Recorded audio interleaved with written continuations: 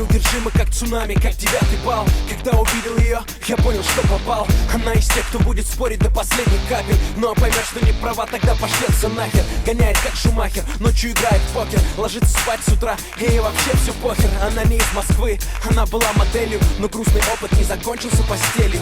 Теперь она свободна, одна живет в столице и ничего не ищет, просто любит веселиться. С утра под Guns N' Roses заказывает пиццу и говорит: плевать на все, я не хочу меняться. Может легко подраться, не стой на пути. Когда она со мной, подруга, отойди. Вокруг все говорят, как она прекрасна, они просто не знают, эта женщина опасна.